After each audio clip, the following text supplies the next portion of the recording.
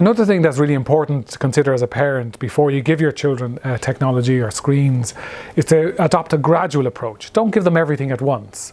So the first thing you might do is they might get their first tablet, but only you know the password, and they have to come and ask you to use it, and then you sit and use it with them and you check that they understand all the issues in that, and it's very well supervised.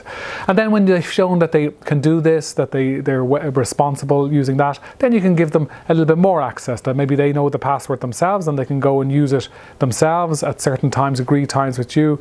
But the agreement is that you know the password and you check everything they've done, and there's no upset about that. You know, you're completely supervising what they're doing, and that's an agreement from the start. And teenagers, young children and teenagers like that, or it's a sort of sense of security that the parents know what they're doing when they're younger, and it takes out all the issues of risk and so forth.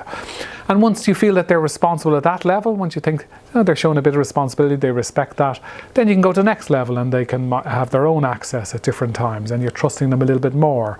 You're testing that they can do that, and you're monitoring what they're doing, you're looking at their responses, and you're exploring safety with them. And the important thing is the whole area around safety, that you should never give your child access to a technology unless you've explored all the safety issues with them, you've talked it through. Like for example, if it's when they're younger, if it's a video game technology, the safety issues might be getting obsessed with it or getting too distracted with it.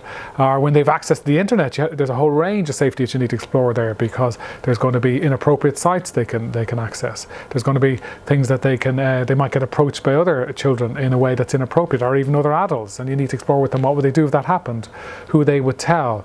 You need to explore with them the etiquette, that they can't be commenting negatively on people, that they have to be respectful and so forth. So you need to really go through all these issues of safety, and you should never let them use the technology unless you're pretty sure you've gone through all the safety issues with them and you're pretty confident that they show that level of responsibility. If they don't, then you take a step back. You think, well, let's take a pause, let's go back to a more monitored use of technology before we go on to the next step. So it's really a gradual approach where you take safety very seriously and explore it with your children and young people before they get on more technology.